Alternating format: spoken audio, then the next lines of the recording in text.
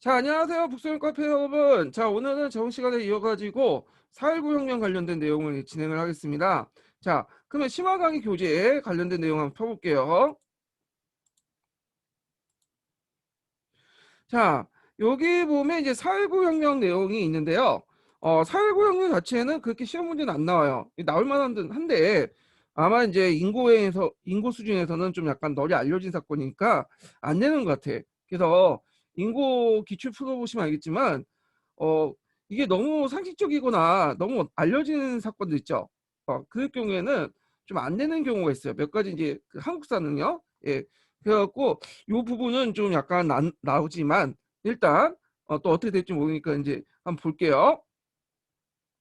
자, 사회부혁명의 배경은 여러분 다 알다시피 자유당의 부정선거 추진이죠.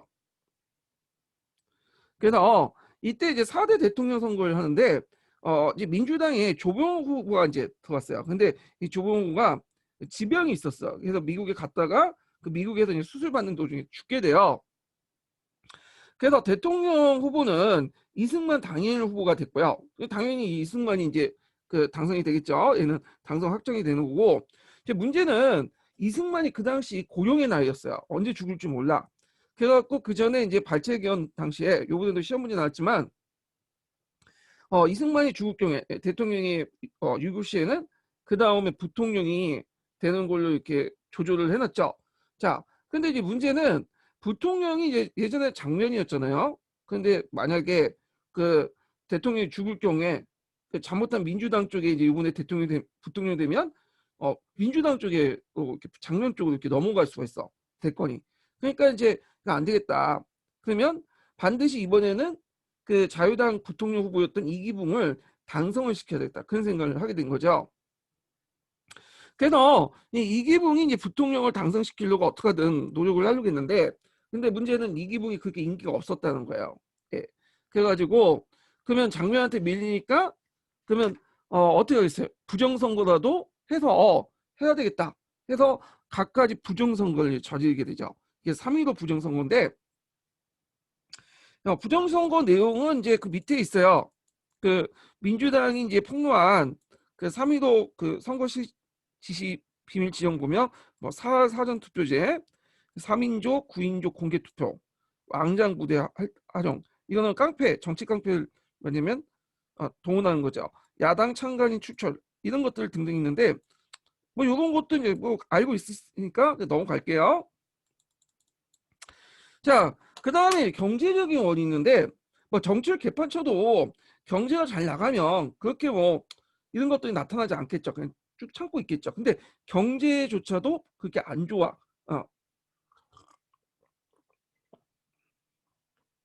자, 그래서 이제 그 내용을 보면 뭐 미국 경제 원조가 감소됐다. 미국에.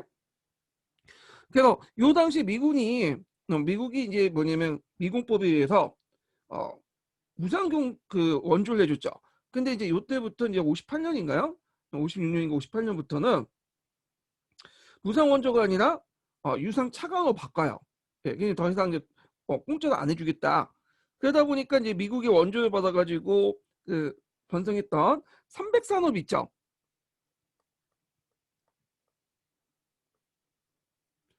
자, 이런 것들이 이제 죽게 되는 거죠. 예. 자, 그 다음에 실업률이 상승되고 산업이 침체되니까 실업률 상승 당연하겠죠. 그 다음에 그동안 억눌렸던 노동운동, 뭐 농민운동, 학생운동 같은 민주운동이 활성화돼. 이런 것들이 나중에 4.19 혁명 이후에 폭발돼서 이제 분출돼 나오죠. 자, 그 시발이 됐던 게 뭐냐면 2.18 대구 학생 시위예요. 그래서 자유당 야당인 민주당 그 선거 유세장에 학생들 가지 못하도록 그 당시 그 일요일날 등교 조치를 한 거야. 그러니까 이거에 대해서 이제 중고등학교 대구 학생들이 그 분노해서 들고 일어난 거죠. 자, 그래서 있는데 그 여러분들 의문점이 있는 게 무슨 고등학교 애들이 거기에 정치에 관심 있냐? 그 당시에 고등학교 정도 갔으면 상당히 좀 있는 집안이고 엘리트 집안이었죠. 물론 일제 시대부터 많이 갔긴 했지만 하여튼 고등학교 취업률이 그렇게 높진 않았어요. 그래서 제가 예전에 이제 대구에 갔더니 대구에 228 그 뭐냐면 시민공원 있더라고. 그래서 내가 4.19 혁명이 원래 저는 예전에 마산에서 먼저 일어났다고 생각했는데 그 시발점이 됐던 거는 마산이 아니라 그 대구였다고 하더라고요. 그래서 그걸 기념하기 위해서 공원이 있어요. 2.18 공원이라고. 한번 이제 대구에 가신 분들은 가보신 분들 한번 가보세요. 거기 공원 있으니까. 자, 그래서 이제 요 당시 이제 3.15 선거가 있었고 이건 그 2.18 대구 학생 시위는 그 전이었죠. 그러니까 이제 2.18 대구 학생 시위를 통해서 이렇게 분위기가 업 하는 가운데 3.15 이제 부정선거가 치러지게 되고요. 그리고 나서 마산봉기가 일어난 거야. 마산봉기. 그래서 이제 마산봉기를 4.19 혁명의 그 계기가 된 사건이다. 이렇게 이제 얘기를 할 수 있죠. 예. 아까 처음에 말하는 2.18 그 대구 학생 시위는 그 전에 이제 있었던 그런 전초적 같은 이제 그 분위기 형성용이었고요.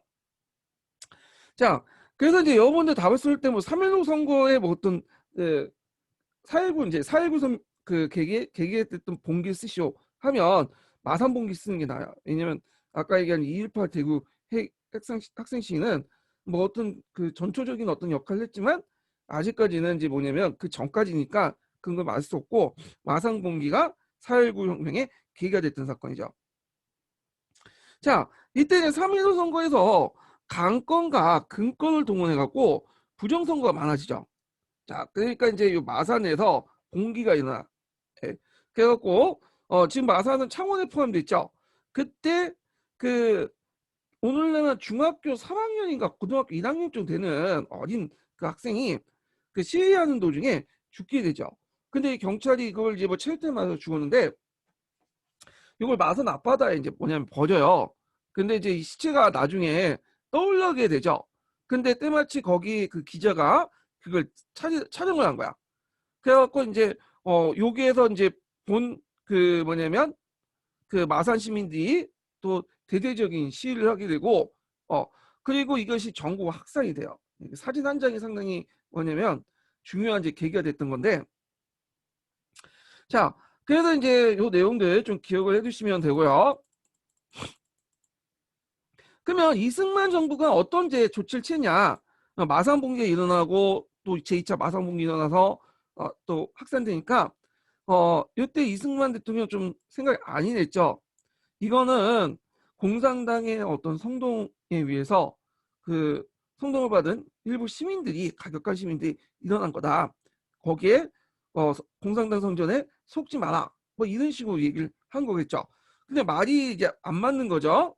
모든 사람들이 다 알고 있는데 그래서 이제 서울에서 대규모 시위가 이어졌고 특히 고려대 학생들이 시위를 하죠. 그 과정에서 이제 그 정부는 정치 깡패를 동원해 갖고 고려대생들도 습격을 하죠. 그리고 고수단 시위도 있었고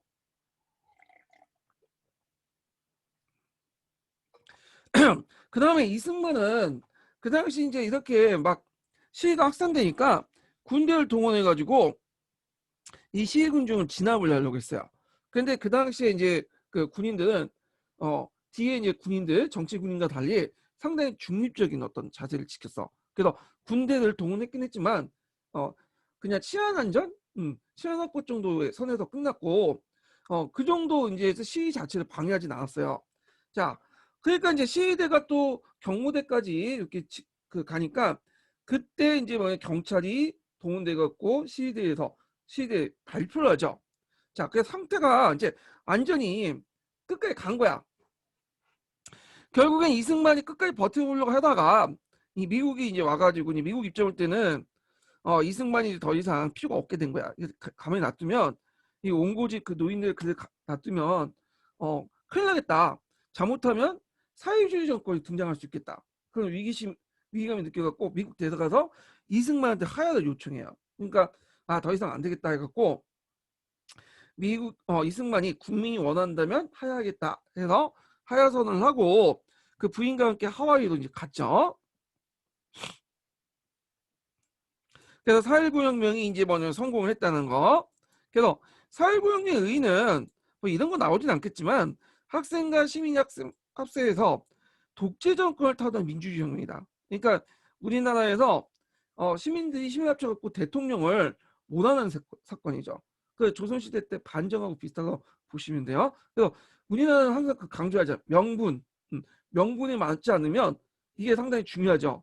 예, 명분이 맞지 않으면 못 안해잖아. 예. 그래서 뭐 요때뿐인가요? 우리나라 그 후에도 이제 그 박근혜도 못 해냈고 전두환도 이게 물론 못 안낸 건 아니지만 일단은 전두환부터 항복 선언을 받았죠.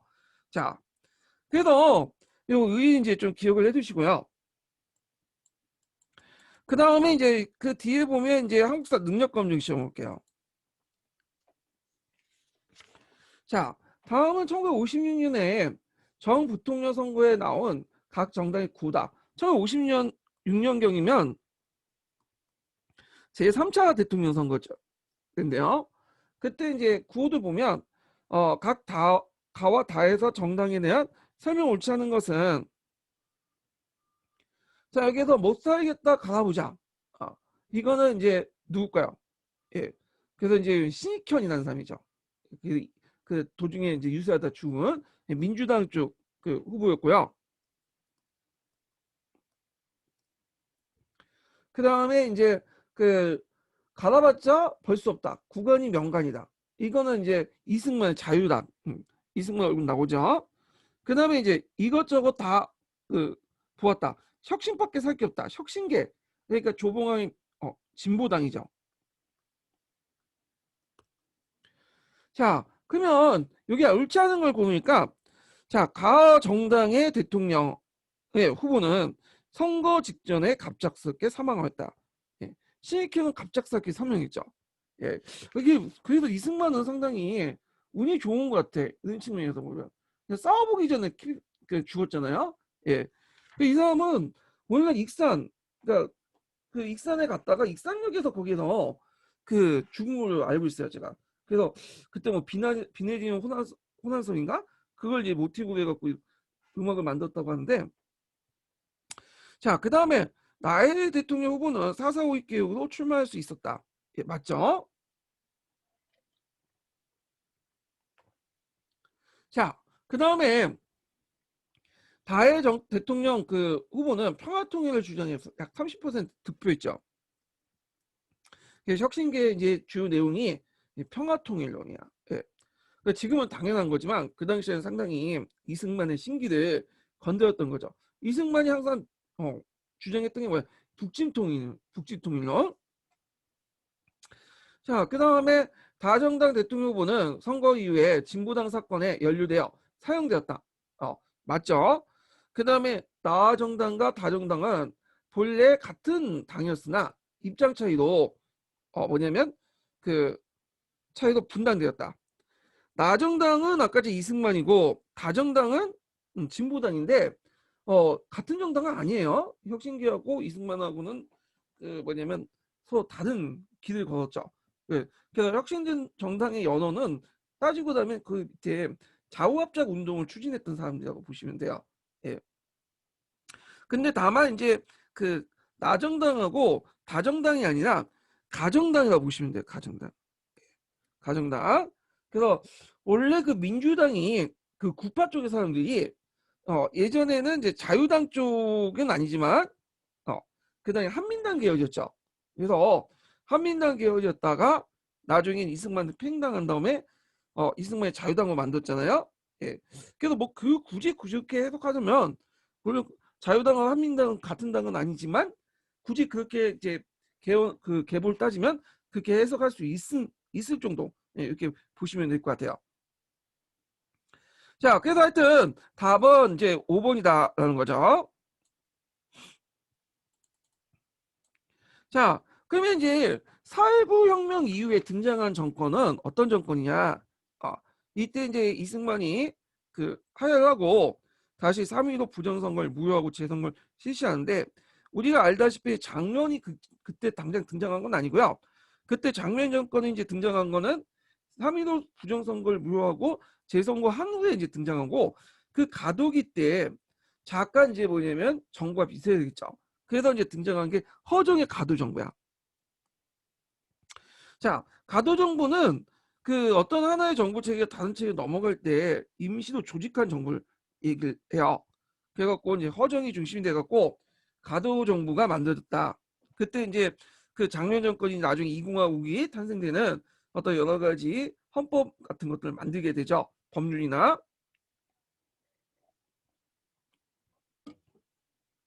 그래서 이제 민주당 주도로 내각 책임제가 구성이 되는 헌법을 이제 만들었고요. 그 다음에 양원제 국회를 만들었어. 참의원, 민의원. 그래서 이렇게 있는데 예전에는 양원제 국회가 있긴 있었어요. 그 발췌개헌이나 사사 오입개헌에 그 내용이 있는데 어, 그 당시 이제 이승만이 양원제를 실시하지 않았죠. 그래서 실질적으로는 운영이 안 됐어요.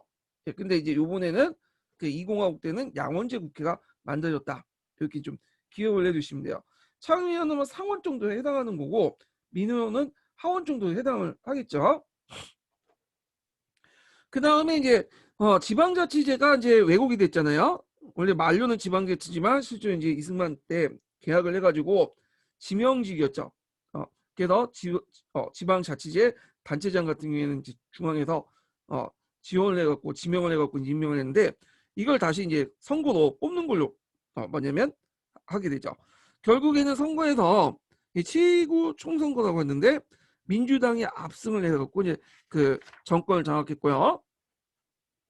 자, 그래서 이제 그때 이제 그 민주당 정권이 어떤 정권이냐? 장면이야. 그래서 그 당시 20화국 때는 내각 책임제이기 때문에 형식상 대통령이 있긴 있어요. 윤보선 대통령이 있어요.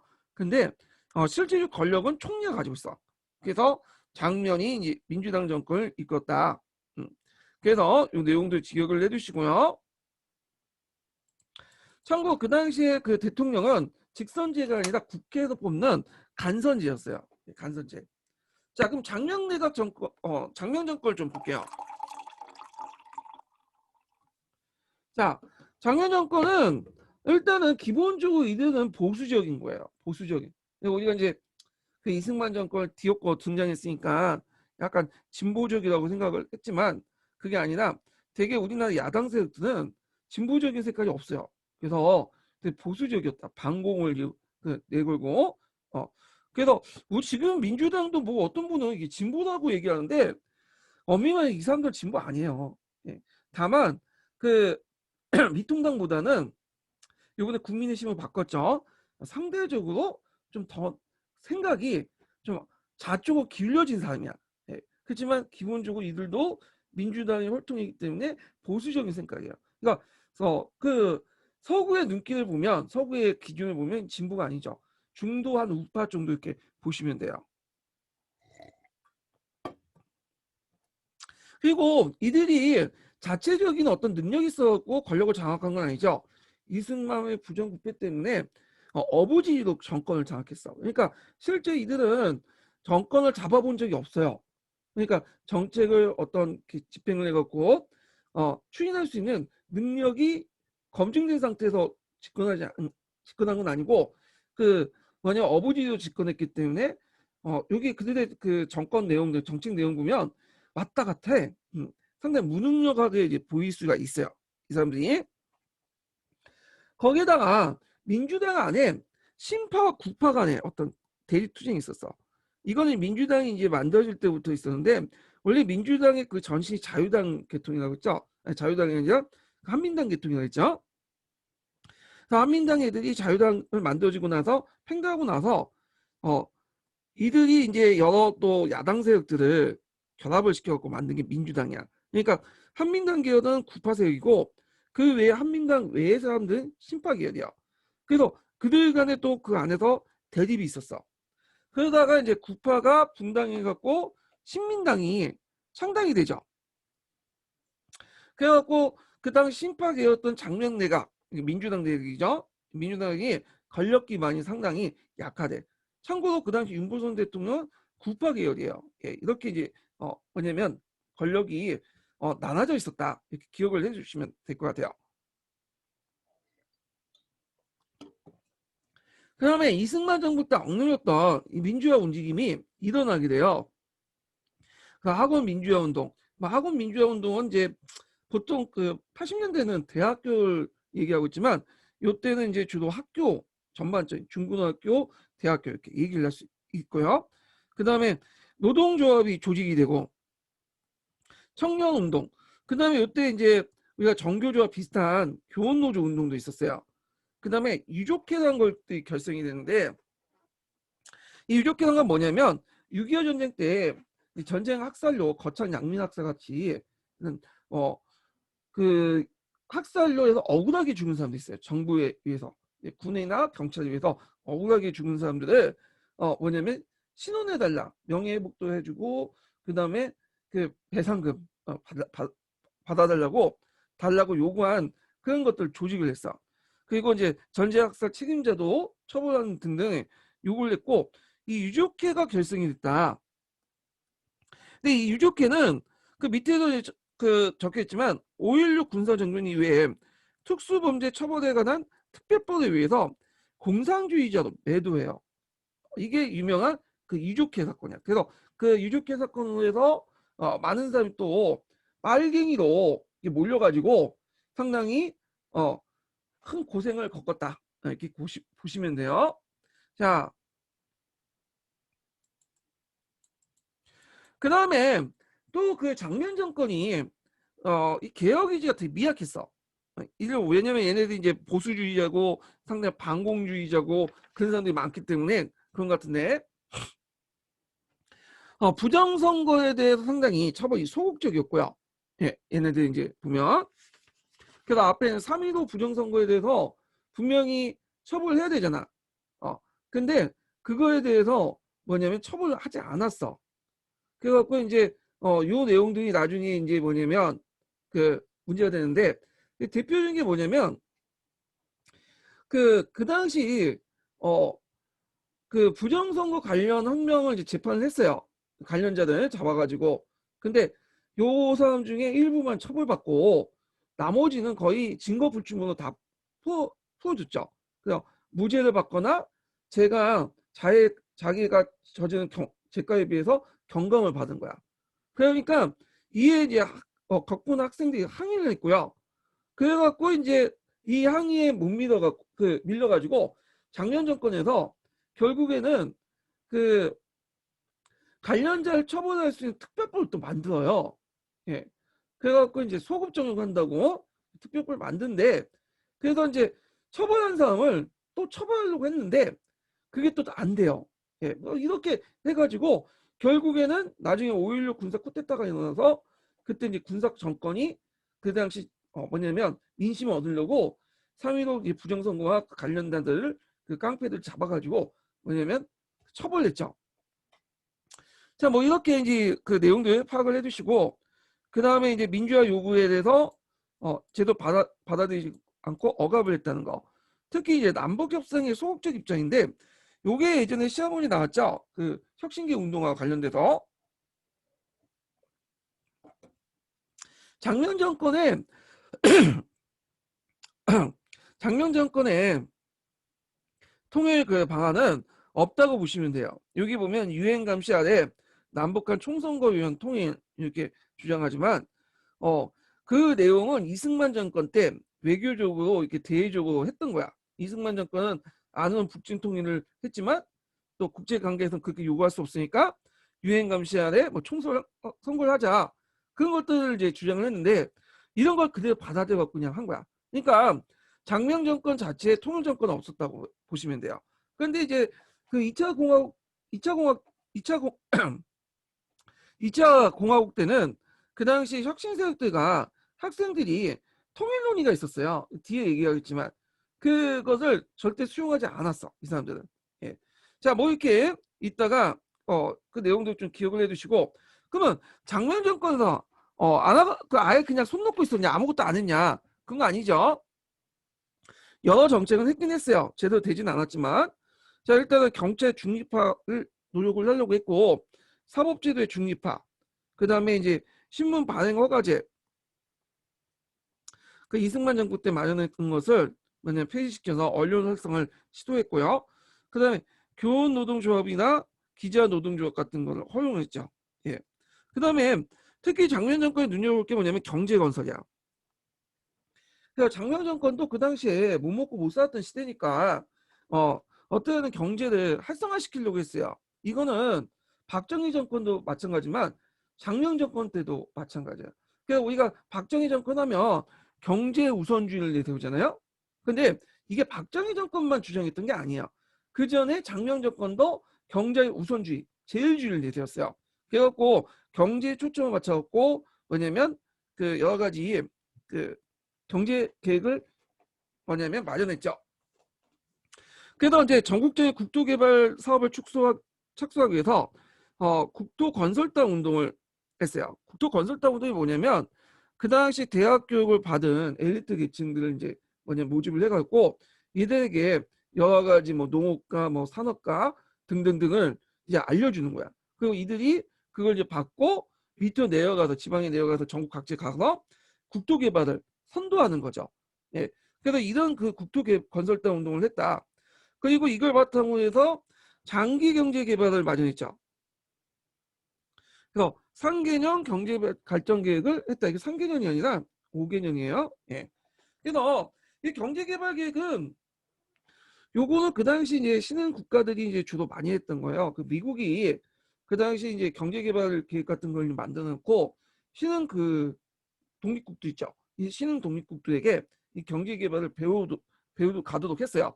왜냐하면 미국 입장일 때는 이거 잘못하면 이제 못 먹고 못 사는 사람 늘어나면 사회주의 확산될 수 있으니까 그래서 이제 약간 사회주의적 요소를 좀 받아들이면서 자본주의를 활성화시키기 위해서 경제개발 계획이라는 것들을 이제 만들어 놓고 신흥 독립국한테 배워오라고 했거든요. 그래서 그때 이승만 정부도 미국에서 배운 거야. 이 경제개발 계획을. 이승만 정부 때는 이게 3개년이었어요. 이 시험문이 나왔죠. 이때가 이제 자유당 정권 때죠. 근데 장면 정권은 이걸 5개년으로 바꿨어요. 그래서 이걸 통해서 경제 개발을 하려고 했지만 여러분 알다시피 어떻게 해요? 쿠데타가 일어나서 안 됐고요. 이 5개년 계획을 뭐냐면 받아들인 게 박정희예요. 그래서 경제 개발 계획은 박정희가 실행을 했긴 했지만 이미 이승만 때나 장면 정권 때 이미 그 계획안이 마련됐다. 이렇게 좀 기억을 해두시면 돼요. 예. 자, 그래서 경제 제일주의를 뭐냐면 내세웠다. 이렇게 기억을 해주시고, 그래서 사료 속에서 만약 경제 제일주의 딱 나왔다. 아, 이거 박정희다 생각하고 답을 쓰시면 안 돼요. 항상 생각을 해보셔야 돼. 그래서 그 밑에 사료 내용이 있으니까 한번 읽어보세요. 그래서 경제 제일주의 각에서 그 당시 국토건설 사업을 추진했다. 그 내용들 기억을 해두시고, 자, 그러면 예전에 나왔던 통일운동 보죠. 이게 재작년 시험문제 나왔던 거죠. 통일운동. 자, 배경을 보면 그 당시 혁신계통이 있어요. 혁신계인데 혁신계통은 그 앞에서 말한 것처럼 좌우합작 운동 계열을 이어받은 사람이죠. 그래서 얘네들이 이제 이승만 대통령 때부터 평화통일론을 주장했고 그 다음에 진보당도 혁신계통이 어떤 정당이에요. 그래서 이승만이 이제 진보당을 해체하고 나서 한동안 잠잡고 있다가 나중에 이제 뭐냐면 정치 활동을 다시 재개해요. 4.19 혁명에. 그래갖고 이 혁신계 안에서도 여러 세력들이 있어요. 뭐 그 세력까지 다 얘기하기 힘든데 이들이 이제 그 여러 세력들이 뭐냐면 만든 당 중에 하나가 그래도 좀 이름 있는 당이 사회대중당이야. 자, 그래서 사회대중당을 만들어 가지고 그 정치권에 진출하려고 했죠. 근데 결과는 실패해요. 예. 그래서 그 당시에는 6.25 전쟁 직전이기 때문에 어 그 상당히 북한에는 적개심이 되게 많았어요. 그러니까 평화통일론, 북한하고 같이 합의해서 통일하자 이거에 먹혀들었던 거 아니야. 예. 그래서 이승만이 반공을 내세웠던 것도 다 이유가 있었던 거야. 이런 말을 함으로써 먹혀들었기 때문에 그런 말을 했던 거죠. 그렇죠. 혁신계도 이제 5.16 군사 쿠데타 때문에 나중에 탄압을 받게 돼요. 예. 그 다음에 이제 혁신계 인사들뿐만 아니라 그 당시 학생운동했던 사람들도 통일론을 주장해요. 그래갖고 이제 그 당시 학생들이 민주통일연맹 민통령을 결성하죠. 그리고 혁신계 정치인들이 또 만든 조직이 있어요. 민자통이라고. 예. 그래서 혁신계 안에서도 정치권으로 진출하지 않는 사람들은 정당을 만들어서 사회대중당을 만들어 가지고 했던 거고, 정치권이 아니라 사회단체로서 통일운동을 하자 이렇게 하는 사람들이 여러 단체들이 있었지만 그 중에 큰 단체가 민자통이야. 그래서 이 민통력과 민자통이 연계해서 통일운동을 추진했다. 그래서 이제 학생운동의 변화를 보면 일단 이제 그 당시 제3세계라는 게 등장했죠. 그래서 이런 정보도 유입됐고, 그 다음에 학생운동이 이게 통일운동만 있었던 게 아니에요. 통일운동 이전에 또 신생활운동 해가지고 계몽운동도 있었어. 이게 이제 통일운동 전환되는데, 자, 이런 이제 변화도 있었다. 이렇게 기억을 해두시면 돼요. 자, 그러면 관련된 내용도 한번 읽어볼게요. 자, 그 1583번 볼게요. 1583번.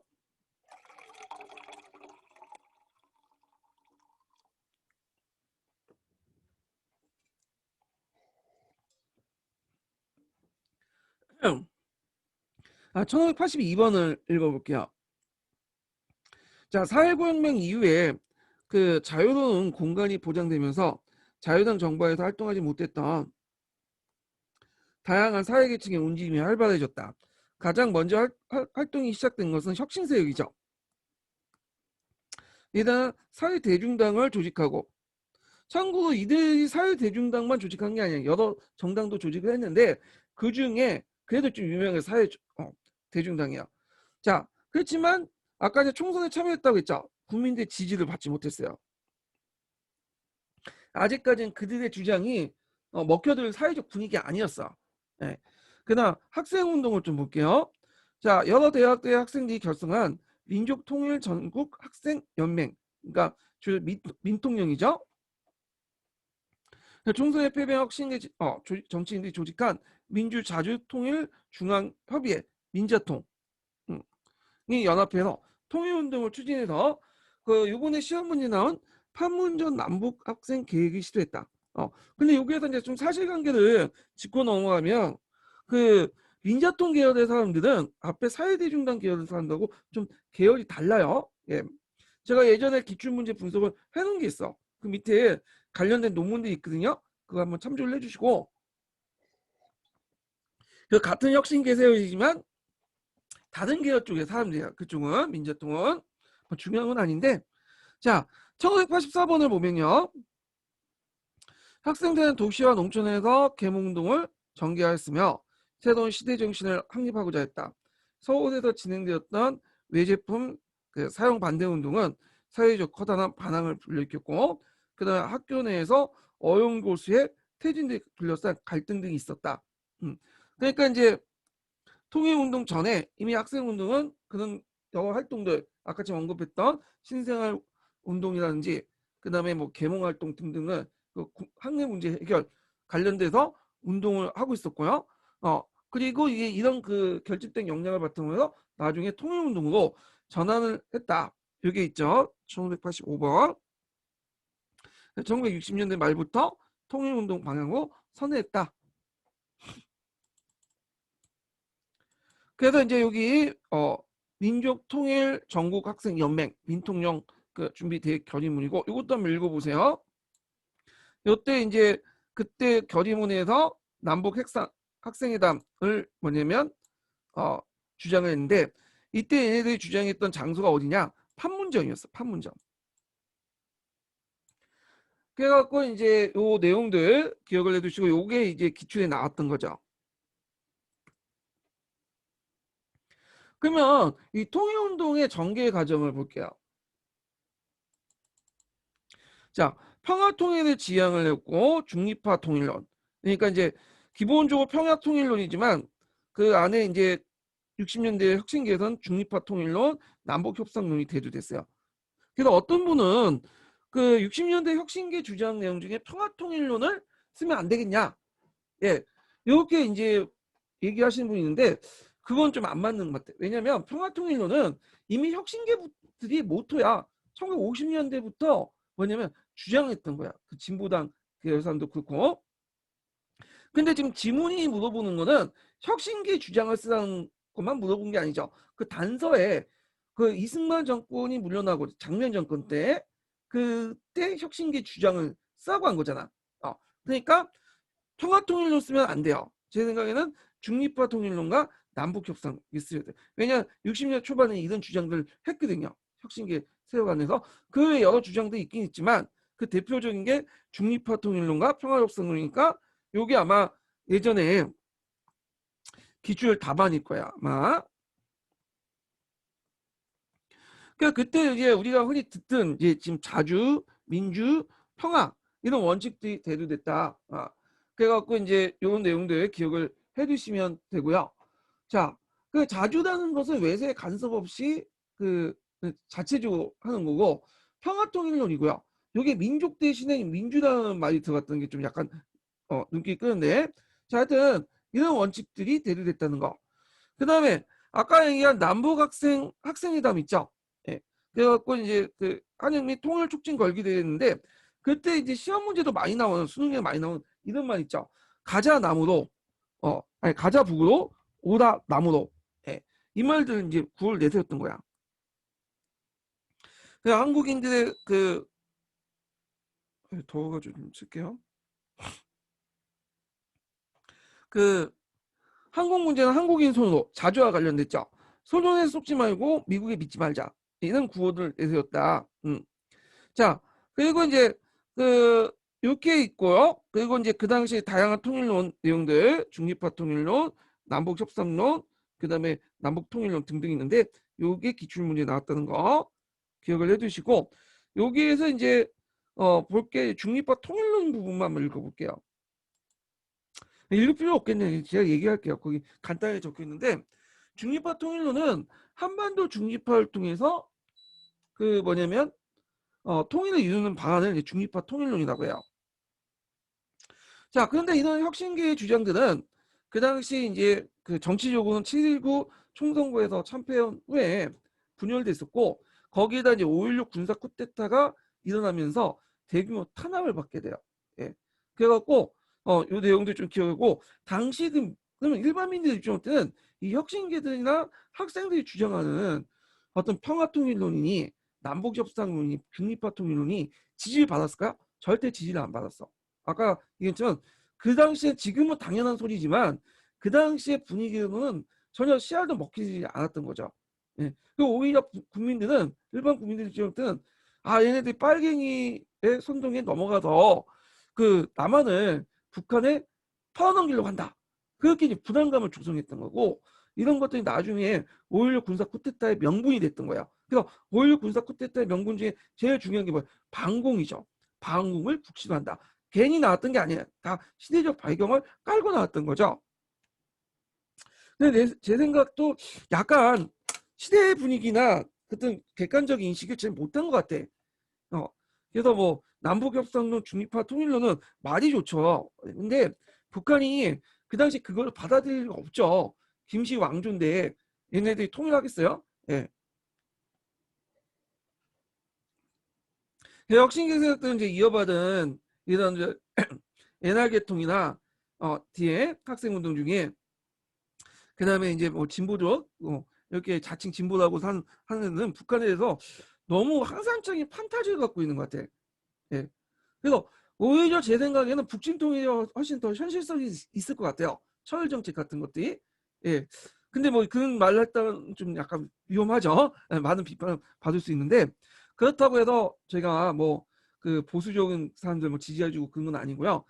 북한에 대한 인식은 좀 약간 요쪽 그 진보 쪽 사람들이 좀 약간 제대로 못하는 것 같아. 제가 현실을 바탕으로 해야 되는데 자기 어떤 판타지 가지고 그런 얘기를 좀 많이 하는 것 같은데요. 그냥 이거 제 얘기니까 한쪽 귀 듣고 한쪽 귀 흘리세요. 그냥 중요한 건 객관적 사실들만 파악을 해주시면 될 것 같고요. 그럼 이때 이제 제2공화국 당시에 각계각층의 요구사항들 요거 한번 쭉 읽어보시고 그 다음에 이제 개헌 관련된 과정을 좀 정리를 좀 해볼게요. 이게 은근히 수능이라든지 뭐 정치사회나 이런 데서는 나오더라고요. 그래서 여기까지 정리한 건 이제 이승만하고 장면 정권 때 개헌 내용을 좀 볼게요. 일단 이승만 때는 건국 헌법 때는 그 헌법 조항이 대통령 간선제죠. 이거 1차 개혁과 2차 개혁이 있었고 1차 개헌 때는 대통령 직선제도 있고 발제개헌이라고 하죠. 그 다음에 2차 개헌 때는 대통령 직선제고 중임 제한은 철폐했죠. 근데 여기 주의할 건 뭐냐면 중임 제한을 어디에서 철폐했냐? 그 본문에서 철폐한 게 아니라 부칙을 통해서 누구만 한정해 갖고 초대 대통령에 한정돼 갖고 그 뭐냐면 철폐한 거야.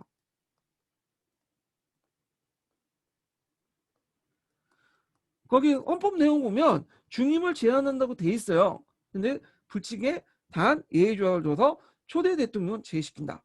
예, 요 내용들 좀 보시면 되고요. 그다음 1차 개헌과 2차 개헌은 다 양원제예요. 그래서 참의원, 민의원 이렇게 이제 양원제였는데 실제로 그렇게 운영을 안 했죠. 단원제도 운영됐다고 했죠. 그렇기 때문에 실제로 양원제 국회는 3차 개헌 때 이렇게 들어갔다 보시면 돼요. 그리고 이제 4.19혁명이 일어나서 위헌 내각제 이렇게 일어났고 대통령을 국회에서 선출했다. 간선제다. 그런데 이제 이때 아까 얘기처럼 이제 민주당 정권이 상당히 뭐냐면 그 4.19혁명 여러 가지 관련자에 대해서 아니 그 3.15 부정선거에서 관련자에 대해서 또 이승만의 비붙어 있는 여러 사람들 그 정치권이나 경제 뭐 그런 깡패들 처리를 잘 못했다고 했죠. 그 항의를 받으니까 4차 개헌을 했어요. 잠깐 요때 4차 개헌은 그 뭐냐면 그 개헌 자체가 이제 전반적인 개헌이 아니라 3차 개헌을 바탕으로 해서 우리가 말하는 교육령 개정하는 것처럼 약간만 개정한 거야. 왜냐하면 이제 소급 입법 같은 것들을 이제 원래는 법에서 못하도록 하게 돼 있죠. 이거 자체가 안 돼요. 예. 그래갖고 이 소급 입법을 이제 뭐냐면 소급 입법이라는 건 뭐냐면 법이 제정되고 나서 그 뒤에 그 전에 있었던 거 있죠. 전에 있었던 것을 처벌 못하는 놈이 있어. 그래서 법이 제정되고 나서 처벌하는 내용이 법의 원칙이에요. 그러니까 법의 실효적인 어떤 그 처벌이 제정하고 나서 지나는 건데 문제는 3.15 그 3.15 부정선거 자체가 그 4.19 혁명 이전에 있었잖아요. 예. 그래서 3.15 부정선거를 처벌하려고 하니까 기존의 법 가지고는 처벌할 수 있긴 있어. 근데 이게 이제 처벌 강도가 약할 수밖에 없고 기존의 법은 그리고 여러 가지 뭐냐 증거라든지 이런 것들을 또 입증하는 여러 가지 것들이 걸림도 있어. 형사소송법상. 그래갖고 3.15 부정선거를 완벽하게 처벌하자.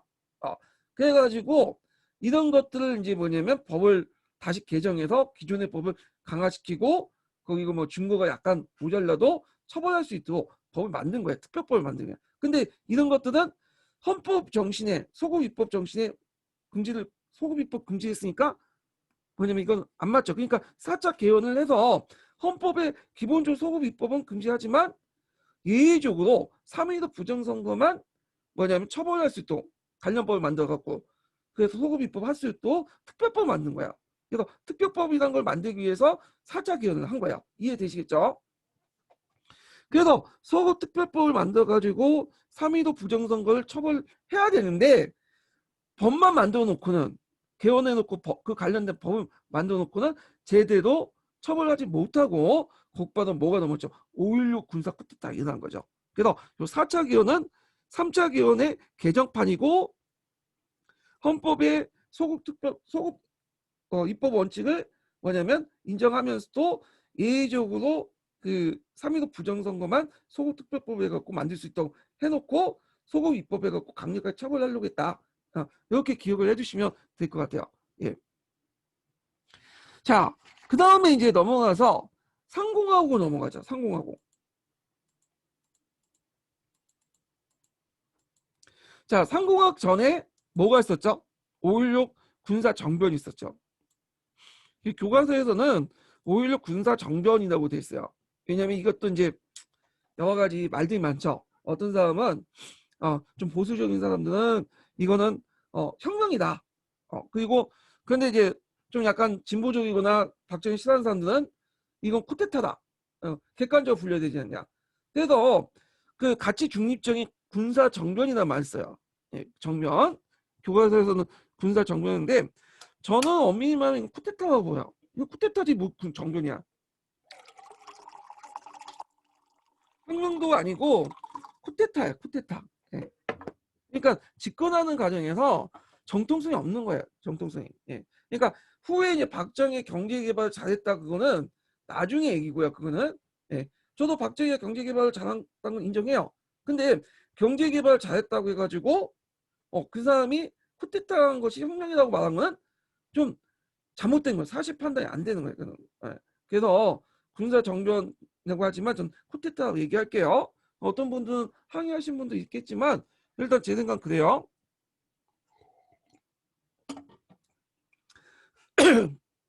자, 장면 정권이 4.19 혁명 이후에 죄송한데 제가 목이 갑자기 갔어요. 제가 약을 먹어야 되는데 요즘에 그 진통제 소염제를 먹어서 좀 어깨가 좀 아프거든요. 그래서 목 목을 좀 이렇게 하는 약을 못 먹었어. 그래서 금방 뭐냐면 또 이렇게 도지네요. 예, 이 점 양해해 주시고요. 자, 그래서 이제 장명 내각이 4.19 혁명 이후에 사회혼란 및 무질서를 수습하지 못했고요. 일단 정군운동의 좌절. 이 정군운동은 뭐냐면 그 당시 군 내부의 고위급 장성들이 되게 뭐냐면 부정부패가 많았어. 그리고 이런 것도 있고 특히 이제 요때 군 내부에서 불만이 있었던 게 뭐냐면 팔기생들이에요. 이 육사 팔기생들은 어떤 사람들이냐면 그때 이제 그 육군사관학교에 있었거든요. 근데 그때 육군사관학교는 4년제가 아니었어요. 4년제가 아니었고 그 주로 이제 속성으로 하거나 보통 1년제, 2년제 이렇게 이제 있거든요. 이 팔기생도 이제 그때 당시에 배웠던 일인데 6.25 전쟁 때는 많은 군인들이 죽어 나가잖아요. 그러니까 이제 물론 죽는 사람도 있겠지만 그에 따라서 또 뭐냐면 진급도 되게 빨라. 그래서 7기생 때까지만 해도 벌을 금방 다 왔어요. 근데 8기생 때부터 전쟁이 거의 끝날 무렵에 이제 얘네들이 등장했기 때문에 진급이 확 늦어지는 거야. 예. 그래갖고 그 당시 8기생들은 되게 중령 대령 정도밖에 안 됐던 거죠. 예. 거기다가 이제 얘네들 입장 올 때는 또 어떤 문제점이 있었냐면 미국이 한국군의 그 원조를 안 해줘요. 그러니까 이제 예전에 초창기 때 우리나라 못 살 때는 미군들이 이제 군사비도 원조해주고 무기나 탱크 뭐 장갑차도 주고 그랬거든요. 근데 전쟁이 끝나니까 이제 필요 없다는 거야. 그래가지고 그때 이제 우리나라 군대가 지금은 한 50만 정도 되죠. 50만에서 60만 왔다 갔다 하는데 그 당시에 한 7, 80만 정도 됐어. 80만인가? 그래가지고 그때 이제 원조를 안 하고 이제 너네들 군대를 줄여라. 더 이상 우리가 많이 원조를 안 해주겠다. 그러니까 많이 줄이겠죠. 군대 수를 줄이면 어떻게 될까? 장교 수도 줄게 돼요. 그리고 스타급도 없어지게 되는 거예요. 일자리가. 예, 자리가. 그러다 보니까 더 벌로 올라갈 수 있는 장고로 올라갈 수 있는 것들이 길이 막혔던 거죠. 그래서 이런 것들 불만이 쌓였던 건데 거기에다가 이제 누가 결합됐냐? 박정희가 결합된 거야. 이 박정희가 우리 박정희는 이제 여러분도 알다시피 만주 군관학교 출신이잖아요. 그리고 이제 거기에서 차석인가? 차석이 갖고 이제 뭐 수석으로 조배갖고 뭐 하여튼 일본 군관학교 가가지고 또 군사학교 가서 또 거기에서 뭐 졸업을 했고 그랬던 사람인데 이 사람이 이제 통일 이후에 강복 이후에 들어오게 되죠. 국방경비대로. 그래도 이제 그때 이제 육군사관학교 속성으로 한 3개월 6개월 배웠나? 2기생으로 이렇게 졸업을 해요. 근데 이제 아까 얘기한 처럼 이 사람이 자기 형의 영향을 받았고 그 당시 그 남미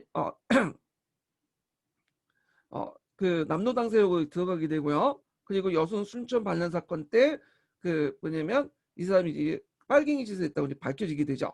그래갖고 자기 그 뭐냐면 그 관련된 군 내부의 남로당 조직 측들을 다 분 다음에 결국에는 이제 풀려나가. 원래 사형을 당했어야 되는데 그리고 군인이 이제 뭐냐면 물러나요. 이 사람 퇴직을 해요.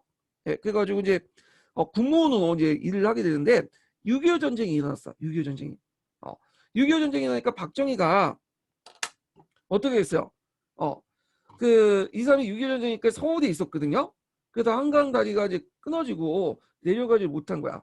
그래서 군대에 있는 사람들이 박정희가 예전에 빨갱이도 했으니까 분명히 북한군에 붙어가지고 그쪽에서 붙을 거다 생각을 했는데, 의외로 박정희가 인도구가 끊어진 상황에서 헤엄을 치든 뭐 여러 가지 방법을 통해서 한강을 건너온 거야. 그래서 부산의 임시정부 수도로 이렇게 간 거죠. 그러니까 이제 임시정부 입장에서 군대 내에서는 지금 전쟁 중이니까 장교가 많이 부족하잖아요. 그러니까 박정희가 예전에 또 만주 군관학교도 나왔고, 그러니까 이 사람을 채용을 한 거죠. 그래서 이제 뭐냐면 군인 채용해갖고 다시 군대 복귀를 했어요. 근데 박정희가 예전에 빨갱이 경력을 가지고 있었기 때문에 이 사람의 핵심 지도부에 들어가지 못해요. 그리고 다른 그 동기생보다 진급도 늦었고, 그래갖고 주로 이제 어디에 들었냐? 대개 보면 이제 야전 그 사령관 그 사단 쪽이나 아니면 그 당시 이군수 사령부라고 해갖고, 이군수가 저 부산인가? 하여튼 뭐 거기 있는 그 부대인데, 거기는 그 야전 군대가 아니죠. 그 보급 부대야. 그러니까 한직만 돌고 있는 거야. 한직만. 자, 그러니까 박정희 입장할 때는 되게 뭐냐면 상당히 불만이 있었겠죠. 그런 그 박정희야 불만이 또 있는 팔기생들이 결합이 돼버린 거야. 그래갖고 이제 병력을 동원해가지고 군사 쿠데타를 일으켰는데, 원래 팔기생 자체가 뭐냐면 하나처럼 스타급이 아니라 되게 영관급이에요. 중령, 대령 정도밖에 안 되기 때문에 얘네들이 동원할 수 있는 병력 한계가 있겠죠. 박정희는 아까 얘기했처럼 그 당시 이군수 사령부였으니까 동원할 수 있는 병력이 별로 없는 거야. 그래서 실제 쿠데타를 일으킬 때 동원했던 병력이 그렇게 많지가 않았어요. 3,000명에서 한 4,000명, 많아가지고 5,000명? 예, 그 정도 병력만 동원한 거야. 그러니까 쉽게 뭐냐면 진압을 할 수 있었죠. 장면 정권이 정신만 차리고. 근데 쿠데타가 일어나니까 장면이 도망가 버린 거야. 무책임하죠. 하여튼. 자, 그래서 이제 그 일단 군사 쿠데타가 성공을 했죠. 그리고 혁명 공약을 이제 내걸었죠. 친애하는 예국동포 여러분들 하면서 군부가 오늘날 아침 새벽에 기해서 일제히 행동을 개시했습니다. 그래서 군사혁명위원회를 조직을 했다. 그래서 박정희가 내걸었던 게 뭘까요? 반공을 국시도한다. 반공. 예전에 반공은 형식적이었는데 나는 제대로 반공하겠다. 그거는 두 가지 이유가 있겠죠. 첫 번째로는 아까 이제 6.25 전쟁 때 이후로 국민들이 상당히 불안했다는 거. 장년 정권의 어떤 그 아래서 했던 여러 학생 운동이나 그런 이제 혁신계 운동 이런 것들에 불안감을 느꼈고, 그다음 두 번째는 자기가 예전 빨갱이 경험을 했으니까 경력이 있잖아요. 그러니까 그 당시에는 뭐 반공 투사로 변신했겠지만 미국의 입장 올 때는 상당히 이 사람이 의심스러운 거야. 예. 그 미국의 그 인정을 받으려면 반공을 내세울 수밖에 없어. 이 사람들은. 자, 하여튼 그 다음에 네 번째로는 제일 중요한 게 그 국가자주 경제 재건. 이 사람의 정치적 명분이 없잖아요. 그러니까 이걸 경제적 어떤 개발 통해서 정당화시키려고 했죠. 그리고 이제 여기 또 눈여겨보면 여섯 번째가 이제 보면, 자, 이와 같이 우리의 가업이 성취되고 참신하고도 양심적인 정치인들이 언제든지 그 정권을 이양하고, 양심들이 정치인에게 언제든지 정권을 이양하고 우리의 본연의 임무를 복귀할 준비를 갖추겠습니다. 근데 이거는 후에 실현되지 않았죠. 정치에 참여했잖아요. 그래서 이제 상공화국 때 나온 그 혁명 공약에 보면 이 여섯 번째 내용이 이 내용이 빠져 있어. 어떻게 좀 왜곡돼 있어. 그래서 그 우리 가업이 성취하면 그 우리가 뭐냐면 정권을 이양하겠다. 이 내용이 있지. 우리가 본연의 임무 복귀한다 그런 내용이 없어요. 예. 원래 혁명공화국 때는 그게 있었는데 상공화국 때 그 이제 국정공학서 만들 때 요 내용을 샥 빼버리는 거죠. 예.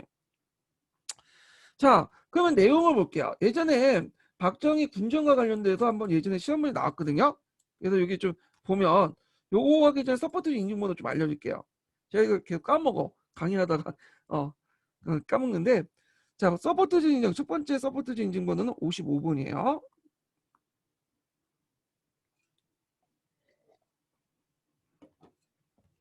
자, 그 통치기구를 보면 처음에는 앞에 언급한 걸 군사혁명위원회를 설치했죠. 그러다가 국가재건 최고회의로 이제 구성하게 돼요. 요거 외워두세요. 그래서 국가재건 최고회의는 이게 이제 여기서 군정을 실시하는데 군정의 군이 정치하는 거죠. 입법, 사법, 행정권, 헌법 위에 있어.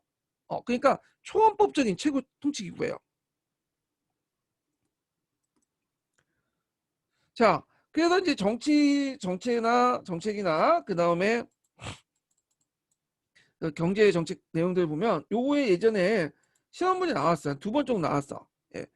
거기 보면 이제 그 반공을 강화하기 위해서 일단 여러 가지 법들을 만들었고요. 그리고 예전에 이제 정치인들 탄압하고 또 3.15 부정선거 제대로 처리 못했다고 했죠. 그리고 3.15 부정선거자들 처리했고, 그 다음에 그 당시 이승만 정부하고 빌붙어서 살았던 정치 깡패들이 있어요. 어, 그 이정재나 이런 사람들 처벌하고 처형시키고, 그 다음에 한국중앙정보부를 창설했죠. 요게 예전에 기출문제 나왔는데 오늘날 국정원이죠. 그래서 이제 중요한 정보를 정부에서 독점해서 개인적인 정보를 정치로 이용했다. 그래서 이게 한국중앙정보부 기억을 해두시고, 그 다음에 이제 경제정책이 되게 중요한데, 그 당시에는 이제 경제가 제일 중요했으니까, 자, 농어촌 지역에 고리체가 많았어요. 그래서 농어촌 고리체를 정리했고요. 화폐개혁을 실시했죠. 이 화폐개혁과 관련된 내용이 예전에 기출에 13년 기출문제에 나왔어요. 그리고 요번에 이제 그 몇 년 전인가요? 한 2, 3년 전에 나왔던 게 부정축제 처리법이죠. 부정축제 처리법. 이 부정축제 처리법은 뭐냐면 요거는 이승만 정권 때 뒤에 얘기했지만 정경유착이 되게 심했어요. 그래서 이제 그 당시 뭐 적산을 부담한 거다. 그리고 이제 그 미국 원조 물자 있죠. 그 원조 물자 그런 것들을 이제 수입해 오거나 등등. 그리고 이제 또 여러 가지 이제 특혜들을 이제 그 당시 정치권이 그 몇몇 재벌들에게 줬거든요. 그럼 세상에 공짜가 없죠. 그래서 왜 줬겠어요? 그 당시 몇몇 기업가들은 이 사람들에게 돈을 준 거야. 정치권에게. 그래서 정경이 유착돼 가지고 이제 뭐냐면 문제가 많았던 거죠. 그래서 그 당시 여론조사에 보면 그 정치인도 싫지만 그 당시 자유당 정권 때 그 자유당과 유착을 해갖고 거기에 이제 피를 빨아먹었던 국민들이 피를 빨아먹었던 재벌들에 대한 어떤 원망들이 되게 많았어요. 이들도 같이 처벌하자. 그래서 이 부정축제 처리법은 이런 정경유착을 통해서 이득을 얻은 경제인들을 처벌하기 위한 기업가들을 처벌한 법이에요. 근데 이 법이 처음에 그 박정희 때 만들어진 건 아니고요. 장면 정권 때 만들어졌어요. 근데 이 장면 정권 때 만들어진 법은 상당히 예매모호하고, 그리고 또 뭐냐면 그 처벌 강도가 약해. 그리고 예를 들어 돈을 뭐 50만 원인가 하여튼 뭐 그 정도로 바치면 이제 부정축제를 해갖고 처벌한다. 근데 거기에 단서를 자기가 의도적으로 그걸 할 경우에 한다. 그러니까 정치권에 압력을 받고 어쩔 수 없이 하는 거는 뭐냐면 사면해주겠다는 거야. 그럼 의도적이라는 것을 증명을 해야 될 거 아니야. 누가 증명했어? 본인이 증명하는 게 아니라 그 피의자가 증명하는 게 아니라 검찰이 증명했죠. 그러니까 이게 상당히 어렵다는 거야. 이 증명하기가. 그러니까 이제 나중에 군정 딱 등장하고 나서 이 법을 다시 개정했어요. 예. 그러니까 요때 부정처벌법은 축제처벌법은 무슨 내용이냐면 의도적으로란 말이 뭐냐면 빼버린 거죠. 그래서 무조건 돈을 갖다 바치면 그 의도와 상관없이 처벌하도록 된 거야. 그 처벌 강도도 상당히 강했죠. 벌금형이 되게 많아. 예. 그래서 이제 벌금 많이 내려고 하니까 그 당시 이제 기업가들이 이제 큰일 났다는 거야. 이거 어떻게 하면 좋냐? 우리 죽겠다. 그래갖고 이제 삼성의 그 이병철 회장이 있죠. 예. 그 이병철 회장을 중심해갖고 만들어진 경쟁 연합 조직이 있어요. 그 대응하고요. 이게 정경련이에요. 정경련. 물론 정경련의 그 전신은 이미 예전에 있었는데 이걸 학대 개편했어요. 그 계기로 해갖고. 자, 그래서 이제 그 당시 이제 이병철을 비롯한 이제 그 재벌들이 박정희 군정과 딜을 했죠. 근데 이게 박정희가 원래 초창기 때 이 사람이 사회주의 영향을 많이 받았다고 했잖아요. 그러니까 재벌들 별로 안 좋아했어요. 그래서 매몰차게 처음에 거절했다고 그래요. 근데 자기가 한번 그 정권 잡고 한번 경제 개혁을 하니까 이게 이제 경제 개발할 때 되게 힘든 거야. 왜 힘드냐? 경제 개발하려면 뭐가 필요해? 돈이 필요해. 종잣돈이 필요해. 근데 우리나라에서 종잣돈을 마련할 수 있는 게 없어요. 그래서 그거 마련하려다가 화폐를 하려다가 실패했죠. 근데 경제 개발을 추진해야 되면, 왜냐면 자기가 이제 정권을 안정화시키려면, 그럼 외국에서 돈을 빌려야 되는데, 외자를 빌려주려고 하는 외자를 빌려야 되는데, 그 당시 우리나라는 못 살았던 그 농업 국가였고 신용도가 거의 바닥이었어요. 근데 누가 돈을 빌려줘? 그래서 그러면 민간 차원에서도 돈을 꿀려도 그게 안 되는 거야. 그래서 국제 그 금융시장 가갖고 돈도 꿀려도 안 되고, 그 다음에 국가 차원에서 뭐 빌려와도 다른 나라 빌려와도 안 꿔주고, 그러니까 이제 정경련이 그거를 이제 노렸던 거죠. 나중에 다시 찾아와갖고, 그러면 우리를 좀 용서해주면 외자를 유치해야겠다. 그래서 외자를 유치해가지고 공장을 운영해서 몇 년 동안 공장을 해서 그 공장을 운영한 거 한 10년 운영한 다음에 그 공장을 국가에 반납을 하겠다. 막 이런 식으로 한 거야. 자, 그러니까 이제 이거에 대해서 상당히 박정희가 좋네 하면서 받아들인 거죠. 그래갖고 정경련에서 이제 뭐냐 기업들이 외자 유치단을 만들어요. 그래서 그 당시 그 국제시장에 가갖고 국제 그 금융시장 가갖고 자금을 끌고 오죠. 예. 그래갖고 공장을 만들어요. 그래서 이 부자연축제처벌법을 다시 개정해요. 이걸 이제 뭐냐면 제도화시키기 위해서, 입법화시키기 위해서. 그래서 부정축제처벌법 어떤 식으로 개정하냐면 벌금을 때리되 다만 그 기업인들이, 해당 기업인들이 뉘우쳐가지고 외자를 가져와서 공장을 설립해서 그 공장을 운영했다 10년 후에 국가에 반납을 하면 그건 뭐냐면 면책을 주겠다. 그런 식으로 연재를 해줘 버린 거야. 그러면 그 공장을 나중에 세우고 나서 그러면 반납했냐? 아니죠. 기업인데 계속 운영을 한 거야. 국가 입장으로 때도 그냥 하는 게 더 나을 것 같아서 그냥 내버려둔 거죠. 세금만 꼬박꼬박 내고 일자리 창출만 잘 되면 되니까. 자, 그래서 처음에 박정희 정권이 만들었던 부정축제처벌법이 나중에 완화돼 갖고 이런 식으로 뭐냐면 해서 결국에는 정경유착을 한 이승만 시기 때 정경유착한 많은 기업들이 처벌 면제받았다. 이게 예전에 기출문제 나왔어요. 제가 기출문제 분석을 이렇게 해놨거든요. 한번 보시고요. 그 다음에 농업협동조합법. 이 농업협동조합법은 예전에 그 일제통감분 때 금융조합을 만들었다고 했죠. 그거를 이제 뭐냐면 다시 제도화시키기 위해서 만든 게 농업협동조합법이야. 오늘 농업이죠. 예. 그래서 그 기반이 됐던 입법 내용이고요. 그 다음에 이제 아까 작년 정권 영향을 받아서 경제개발 5개년 계획을 추진했다. 그리고 이제 대통령 중심제와 단원제 국회 헌법을 만들죠. 이게 5차 개헌이죠. 그래서 국민투표를 통해서 개정해서 통과를 시켰죠. 그리고 이제 정치에 간섭하지 않겠다 해놓고는 실제 이제 선거 전에, 대통령 선거에 그 전에 민주공화당을 창설해요. 그래서 이제 민주공화당을 창설하고 그때 이제 그 윤보선을 간신히 누리고 박정희가 당선이 됐어요. 자, 그리고 국회의원 선거에서는 민주공화당이 또 승리했다. 이렇게 보시면 되고요. 총선, 대선 다 승리했다. 그다음 경제사회정책을 볼게요. 예. 여기 보면 이걸 앞에 있는 내용들 중복된 건데 제가 정리하다가 이걸 이제 빼야 되는데 못 뺐어. 하여튼 요거는 아까쯤에 했으니까 넘어가고 화폐개혁 부분만 좀 볼게요. 자, 요 내용을 이해요. 이렇게 중복된 거예요. 예. 화폐개혁은 이게 우리나라 화폐개혁이 이승만 정권 때 한 번 더 있었어요. 1차 개헌이라고 하죠. 그리고 두 번 또 한 번 있었어. 2차 개헌이라고 하는데 보통 이제 이승만 정권 때 화폐개혁을 1차 개헌이라고 하고 어떤 책에서 보면 또 이때 화폐개혁을 3차 개헌이 아니라 2차 개헌이라고 해요. 하여튼 이승만 정권 때 한 번 있었다는 걸 좀 기억을 해두시고요. 그러면 그 당시 그 뭐냐면 박정희 때 군정 때 있던 화폐개혁 내용을 볼게요. 자, 앞에서 언급했던 것처럼 박정희가 제일 중요한 게 경제죠. 경제를 하려면 종잣돈이 필요하죠. 근데 그 당시에 종잣돈을 처음에 어디에서 마련하려고 했냐면 국내에서 마련하려고 했어요. 그래서 국내 자금을 통해서 경제 개발을 하려고 했던 거야.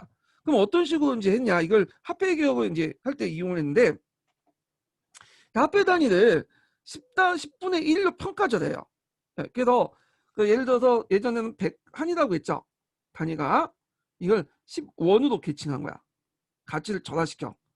그리고 나서 은행에도 돈을 빌려주겠다. 이렇게 하는 거야. 그러면 사람들이 이제 어떻게 됐어요?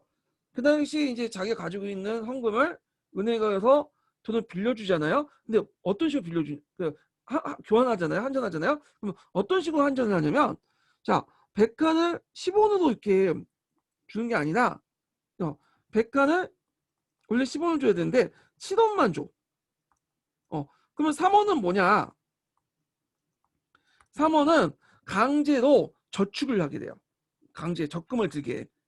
그래갖고 강제 장기 저축을 하게 적금을 들게 해서 그 돈을 뭐냐면 어디에 이용하냐? 경제개발에 이용하는 거야. 이거 자본주의 사회에서는 도저히 있을 수 없는 거죠. 아니면 사회주의 정책이죠. 왜냐하면 자본주의 사회에서는 자기 사유지 재산을 정당한 방법으로 박탈할 수는 없잖아요. 예, 존중을 해줘야지. 근데 이런 식으로 이제 해가지고 이걸 봉쇄개정이라고 하는데 또 다른 말로 그래서 교환화폐 중에 일부를 장기 저축을 해갖고 그 자금을 이용해갖고 경제 개발을 이용하려겠다.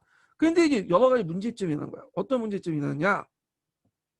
100칸을 10원으로 교환해줘야 되는데 100칸을 7원만 교환했단 말이야. 그러면 3원은 일단 은행에 묵히겠죠. 그러면 시중의 유통량이 통화량이 어떻게 될까요? 상식적으로 볼 때 당연히 줄겠죠. 자, 그러면 통화량이 갑자기 축소된 거야. 그러면 인플레이션이 일어났어요? 디플레이션이 나죠. 물가가 하락을 해버린 거야. 돈의 가치가 떨어져 갖고. 예. 그래갖고 이제 디플레이션 현상이 일어난다. 돈의 가치가 올라가죠. 제 말대로 돈의 가치가 올라가서 물가가 하락하는 디플레이션이 일어나죠. 예. 그래서 이제 조선후기 때 우리가 이제 전환이라고 하는 현상들이 요때 등장을 해요. 이 디플레이션은 상당히 위험한 거예요. 인플레이션보다 더 위험해. 예. 그래서 이건 왜 그러냐면 디플레이션이 일어나면 기업들이 어떻게 되겠어요? 그 물건 가치가 그 떨어지고 그 다음에 그 화폐 가치가 올라가니까 이자율이 어떻게 될까? 상대적으로 올라가죠. 그리고 물건을 팔아도 물건 가치가 떨어진 상태에서 물건을 팔기 때문에 생산 원가도 제대로 안 나와. 그러다 보니까 기업 가동력이 저하되고 유통 가동력이 경색이 일어나고요. 생산 위축이 나. 자, 기업이 가동력이 저하면 기업 가동력이 저하되면 어떻게 기업이 파산된 사람들이 많겠고 그러면 일자리 창출이 안 되겠죠. 그럼 실업자가 많아지고 그리고 기업에게 돈을 빌려줬던 은행 또한 어떻게 돼? 같이 파산되는 거야. 예. 자, 그러니까 이제 안 되겠다 해갖고 그걸 철회해요. 그리고 이제 미국 정부도 그거 하지 말라고 해갖고 철회하고. 그러면 국내 자금에서 화폐 기업 등의 국내 자본을 끌어다가 하려고 했는데 그게 안 됐잖아. 그러면 해외 자본을 끌어들이겠죠.